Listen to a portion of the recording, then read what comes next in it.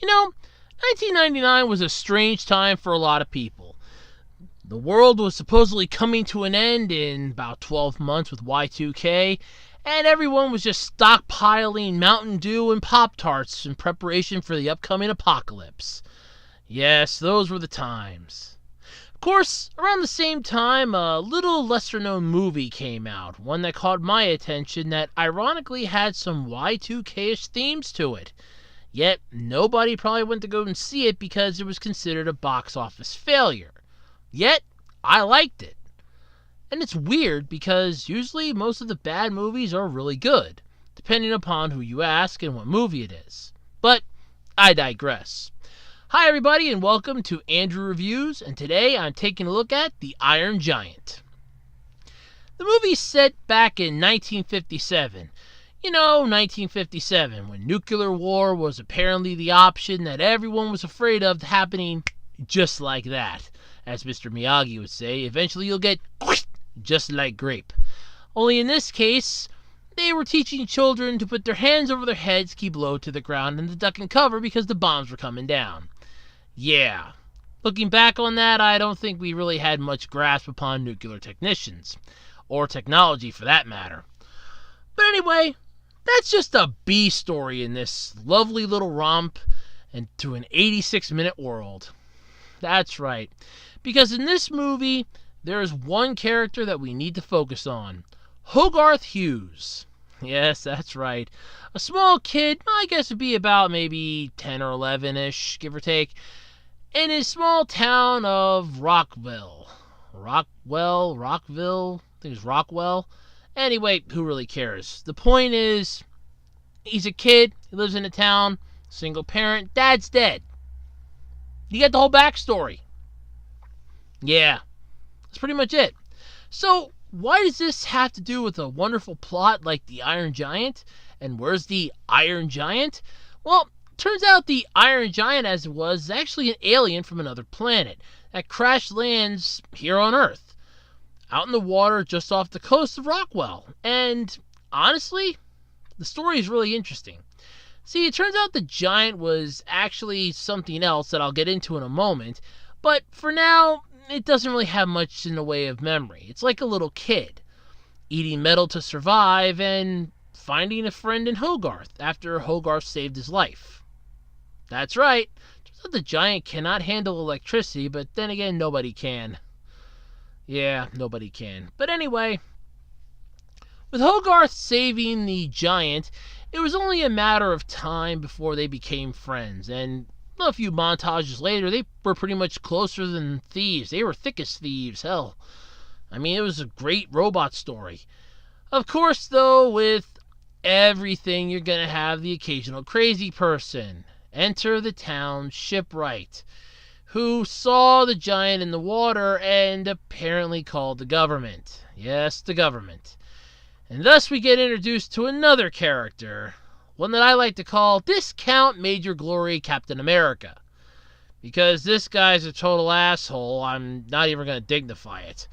Look, you know where to focus your hate in this movie, I'm not going to deny that. Between the characters of the mom that's very protective yet loving of her son, the beatnik scrap dealer tow truck driver that honestly has a heart of gold, to the amalgam of other characters including the giant, you know where to focus your anger on. The guy that wants to break up the robot and the boy. It's... seriously. I mean, what the hell? So, after arriving into town and believing that he's stuck on another podunk-type case, he ends up finding that the giant is somewhat real after his car gets eaten. And there's a sighting. Yeah, a lot of stuff happens. He ends up finding Hogarth and his mom because of the nearby train tracks that the giant Hogarth accidentally kind of wrecked, derailing a train in the process and damaging the giant, who miraculously just repaired himself, which would go to tell you that if the giant had survived impact intact, we would have all pretty much been screwed. Think about that for a moment. But anyway, don't worry, it gets better. So with Discount Captain America here, he decides to, in quote, in essence, find out what Hogarth knows about the giant. And how does he do that? Well, it just so happens that Hogarth's mom is renting out the spare bedroom for some extra income, pretty much because they need to keep their heads above water and make ends meet. Well, with her being a single parent, that would actually be a possibility and a bad thing. So, calamity, I want to say, ensues, but in a comical sort of way, with the government agent, Kent Mansley, constantly bombarding Hogarth with questions of, where's the giant? Why would you tell your mom about a 50-foot tall monster there, Slugger? Well, what do you know about the power plant, sport? Hey, Slugger, Captain, Chief. Occasionally trying to just dumb down his responses to get more onto the kid's level. Doesn't work. Starts pissing off Hogarth. It would piss me off too. And he eventually decides, I've had it up to here with this crap, and decides I'm going out. Only for his mom to suggest, why don't you take Mr. Mansley with you? Oh, great. Just what he wanted. However, Hogarth has a unique way of ditching the wonderful and stupid Kent Mansley by sticking some cocoa laxative onto his milkshake and stirring it up. Oh, yes, it was a great idea. And how exactly does it end for Mr. Mansley? Well, he has to go to the bathroom a lot, and Hogarth finally has his way of escape. Finally. The movie does get better with Mansley basically torturing Hogarth in a way to find out where the giant is, and discovers its true location, then prevents Hogarth from leaving as the two have a battle of wills that night. Hogarth wanting to warn Dean, the beatnik, about the government coming to take the giant in the morning, and Mansley not wanting him to say jack shit, because he wants to be back in the good graces of good old government. Yeah. But, as I said, it does get better, and with one very humorous moment. See, after they find out that the giant, so to speak, is actually a sculpture in Dean's basically giant building, the general decides to so lovingly rip Mansley a new one. My favorite line has to be when the general goes, "Do you realize how much of Uncle Sam's dollars you just blew out of your butt?" Oh, was that line wonderfully read and acted out perfectly. Anyway, more calamity ensues as the giant continues to learn, and eventually its basic programming starts to kick in as it becomes defensive when him and Hogarth are playing in the junkyard, and Hogarth uses a sparkler gun, or a spark gun, to pretend to be shooting the giant, which triggers the self-defense mechanism, which then causes a massive, massive hole in some of the trash. Oh, junk, scrap metal, whatever you want to call it. And almost kills Hogarth in the process, if not for Dean, who quickly came to his rescue. The giant, distressed by this, thinking that he's now become a villain, removes the S that he had placed on himself earlier, pretending to be Superman while him and Hogarth were playing, and began wandering the countryside, trying to figure out basically what happened and why. Not knowing what he should do, because he doesn't think he can go back to Hogarth since he almost destroyed him. Hogarth goes running after him, and Dean realizes that the robot was defensive and reacted to the gun. Realizing what's happened, he decides to get his motorcycle and quickly run after Hogarth. And actually manages to catch up to him, surprisingly fast, I might add, but then again, it looked like he got pretty damn far from the junkyard, but I can't be a good judge of distances on this one. The giant ends up saving two boys who see it after watching the government hightailing it out of town after the laughable Kent Mansley screwed them over, and almost fall to their deaths if not for the giant, who sweeps down, literally running into the streets and doing a wonderful slide in catching the boys in its hand and then lowering them back down to the ground, unharmed and safe. Everybody in town starts gasping that this giant robot came out of nowhere and saved two boys that it doesn't even know. It was a wonderful thing. Until Mansley looked into his rearview mirror after seeing Dean and Hogarth ride by and sees, well, I shouldn't really say looking into his mirror. He kind of just turned his head, looked out the window, and saw the giant robot in town. Immediately freaking out to the I was right campaign, he instantly starts telling everybody, we have to go after it, we have to destroy it, it's attacking the city, it's attacking the town, we have to destroy it. And so the fight begins. The giant doing everything it can to protect Hogarth, while at the same time not triggering its own self-defense protocol. This does extremely well until it almost falls off a cliff and then manages to figure out, hey, it can fly. Yeah, go figure, right? Flying through the air, it avoids jet fire until it's shot down and lands into the snow and drops Hogarth, who's now unconscious. Not dead, but unconscious. He'll be fine. Unfortunately, the giant now gets pissed off, realizing that, or at least thinking, I should say, that Hogarth is dead, and it gets completely and irately pissed off.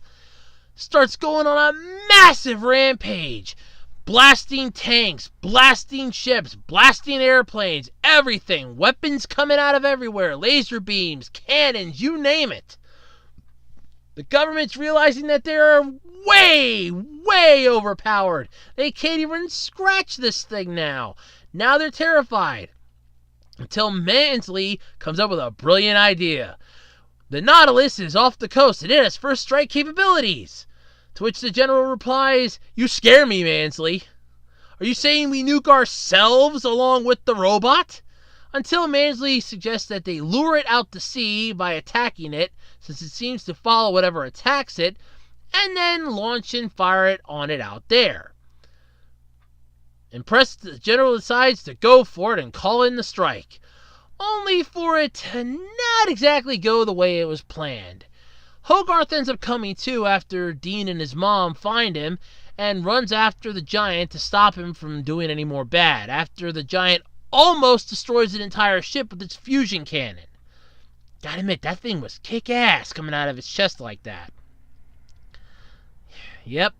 He comes back into town and everybody's still happy that the giant is unharmed, and Hogarth basically manages to stop the general from attacking it because he's still alive, to which Mansley had lied just a few moments ago, saying that the giant's already killed the kid, just so that he could get his jollies and his rocks off at the same time.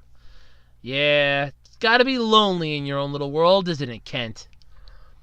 Anyway, Kent decides to grab the radio after the general radios the Nautilus, preparing to tell them to power down the missile and not attack, until Mansley goes, launch the missile now! To which is targeted to the giant's current position, which is currently, I want to say, about 10 feet from him.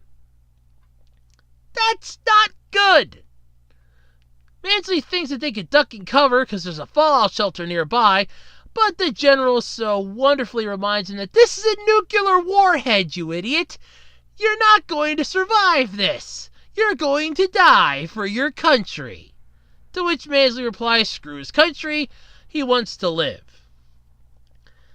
And is promptly stopped from escaping by the giant and held under arrest. I'd like to think spending the rest of his life in a cold, dark, isolated cell away from pretty much everybody, because he deserves it. Nothing but the best for you there, Kent. Anyway, the giant ends up realizing after Hogarth explains to him that the rocket's going to come down and make everyone dead, and the giant realizes that it's the only one that can save everyone because it can fly and intercept it in space. To which it does, quoting a line that Hogarth had told it earlier in the movie, him go, Hogarth stay, no following. The giant backs away and launches itself directly up into the sky, with Hogarth going, I love you, as the giant flies off to intercept the rocket and save everyone in the town. Which it does. as it remembers another phrase that Hogarth had told it, "You can be anything you want to be," as it closes its eyes and says, "Superman," and intercepts the rocket in space above the planet. We flash to a few months later, and, well, everything's pretty much back to normal. Well, as normal as it could be. Dean and Hogarth's mom have gotten together. Yay! Actually not as pissed off about that as I was originally, but then again, who cares? It's a touching ending. Hogarth has some friends and is starting to get along well with the rest of the kids in town, and is given a box by Dean that was given him by the General. Well, let's just say it arrived for Hogarth from the General, as it was the only piece that they claimed that they could recover from the robot. One of the small bolts that held the chin in place. Yep. Hogarth remembers that he misses him every day as they walk away. The statue, created in the giant's honor, the giant holding a small little Hogarth, standing right in the park as they walk away into the night, when Hogarth is awoken by the sound of the bolt tapping on the window, blinking its blue light, meaning only one thing: the giant is still alive, and it's calling all of its parts to come home. And that's how the movie ends. Unfortunately, we're probably never going to get a sequel to it because it was considered a box office failure. I don't see how. It was a good movie. Sure, I wasn't a fan of the whole trying to preach the government crap to you, the hands over your head, keep low to the ground thing that my mom was taught in school, would definitely not work. And the whole subplot of Mansley trying to get with Hogarth's mom and Dean actually winning out in the end because his mom fell for him instead, it was fine. I'm not arguing that, but the whole Kent Mansley thing was just annoying.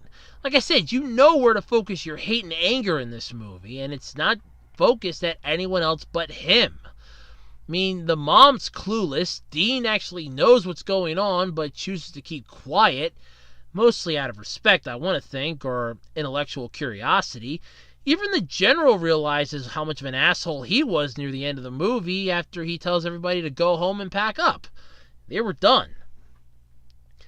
But honestly, the movie wasn't that bad. If you can get past all of that crap, it's really just a touching story of a boy and his newfound robot friend.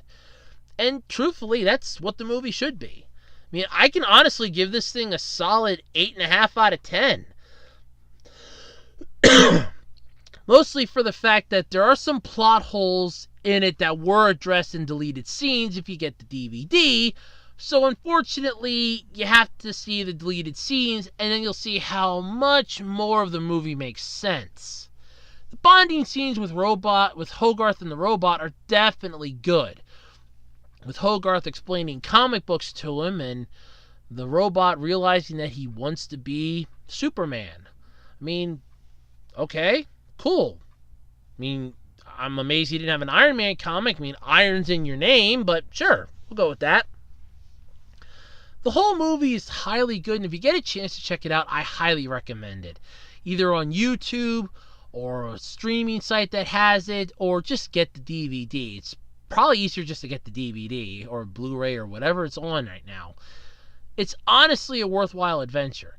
I do know that there was a tie-in toy with it because I got a part of it, or I should say a couple parts of it from a yard sale years ago, and I mean like way back when I was young, but I haven't been able to find any proof of any more of it out there. So if I ever find one, you can bet I'll review that thing in a heartbeat. I mean, The Iron Giant was a good movie. Yes, it was a little short. Yes, it was a little dry at some points, but it was a good movie, especially at a time when everybody was more concerned about Y2K than anything else. It was a decent movie and one that I highly recommend. And on that note, I'm Andrew Rhodes, and this has been Andrew Reviews. Thanks so much for listening, and I hope you enjoy The Iron Giant if you ever get a chance to watch it.